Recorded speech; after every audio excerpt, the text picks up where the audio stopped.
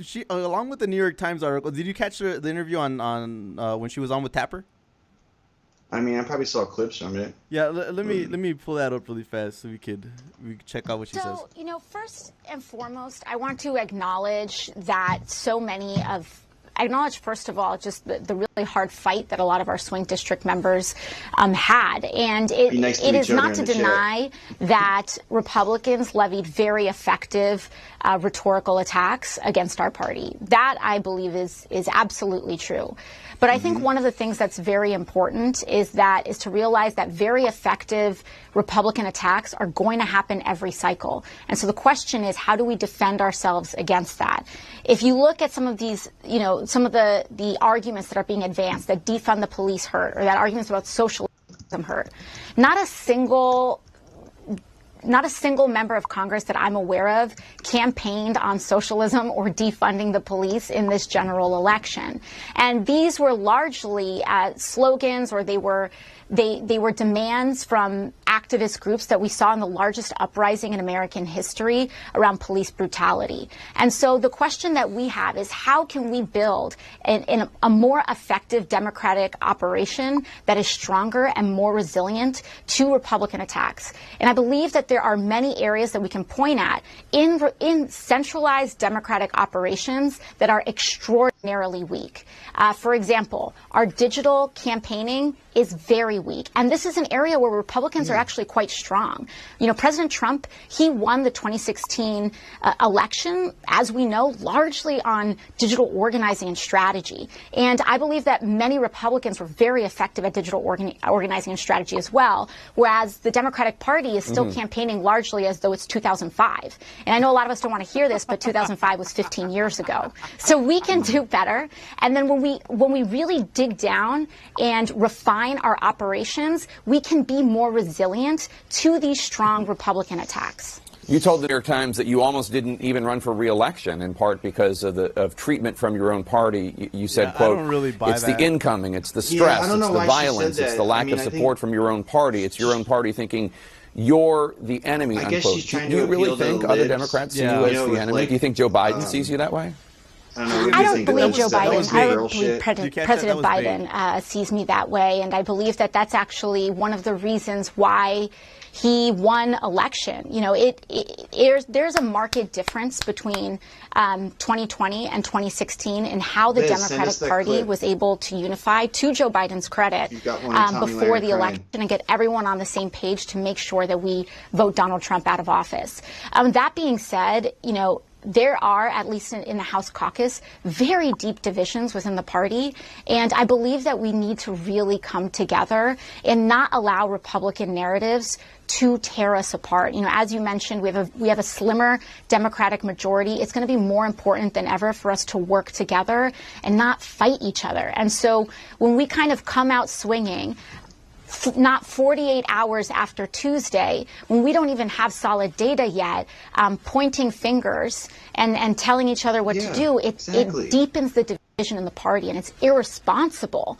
It's irresponsible to pour gasoline on these already very delicate tensions in the party. So we can help. It's not saying that every member has to campaign as a progressive in a traditional progressive way, but it's to say that we have assets to offer the party that the party has not yet, fully leaned into or exploited. And I believe that we can take some of these seats. I think Katie Porter is an amazing example. Michael Levin. There are swing seats. Every single swing seat member that co-sponsored Medicare for All won their reelection. Right. And so the conversation's a little bit deeper than that, than just saying, anything progressive is toxic and a losing message. Right. There we go. So I think the first thing we got to really acknowledge on this thing is that she knows who she's talking to there. She's trying to reach out to lib voters that are just going to tune into CNN and are just looking to I guess dance on Trump's grave right now. And this is when you saw John Kasich and Katie and and Claire McCaskill out there on That mainstream Kasich news. shit was like You know, the 5 minutes after he right. won. They're Kasich is on there. but they're trying to set a mindset out there for the voters already.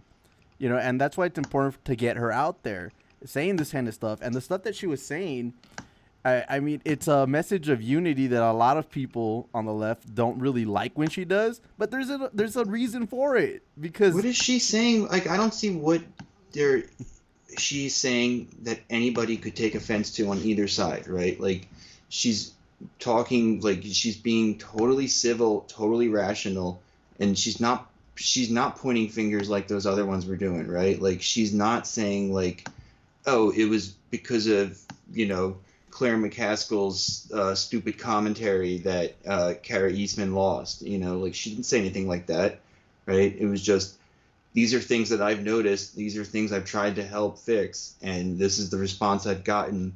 And it's not cool that, these losers are running around like talking shit when they're not pulling their own weight to begin with. Yeah, no, definitely. So like the left, I don't see what the left's critique of that would be, right? Like, what do we want her to do differently in that situation? Like, no, and to be fair to the people on the left that usually go after her for that kind of stuff, I didn't see anybody shitting on her. Like, outside the usual that's why people who just don't like the her. usual people that go after her when she goes and does her lib thing where she tries to get them on her side, or try to get them to listen to her. The usual people that do that weren't really going after her like that today. So I'll give them that. But I know that it's coming, because what she's gonna have to do is steer more into the culture yes queen bullshit about. I don't think so, though. She's gonna have to, because that's what works for the libs. Is they're so used to being spoon-fed identity politics and all that kind of crap that it works to get them back on her side. Do you think they're just going to like totally check out? I mean, the K-Hive is going to continue attacking her. Those people are going to probably get jobs in the administration. Like a lot of K-Hive people, I think she could win them over. It's not ideological, though. I mean, it's not like a personality thing. Like, their job is to attack her. Like, the DNC types, like the people who work for them, they get paid. They get paid money to insult the left. Right. Like, so you're talking about the operatives. I'm trying to make a differentiation between the operatives and just normies that are out there that. But normies just parrot to them. Like, half of them are bots, and the other half are just like, like psycho libtards, right? But they buy into that yes queen culture war bullshit representation kind of thing, and she can use that to her advantage to get them to kind of break out of that. Okay, yeah, we ought to punch left impulse that the operatives try to push, because they're out there pushing that right now. They're gonna do. It's just like the right attacking the Democrats. They're going to call them socialists no matter what they do. That's going to be the story. It's going to be something like that. Especially, like, I'm thinking now, it kind of makes sense that since the election's been over, we've had just day after day of this kind of like progressive centrist battle, right? It's like the media is like pushing this, right? Like, this is going to be one of their things. Like I was saying last night, like, they're going to be looking for shit to make their story, like probably, any kind of violence, any kind of like turmoil like that. And then this is a nice little like side gig for them, right? Like the Civil War, the Democrats, like they're going to try to paint like the Biden administration on the rocks, right? Like, it's going to be crap like that, like what else are they going to do?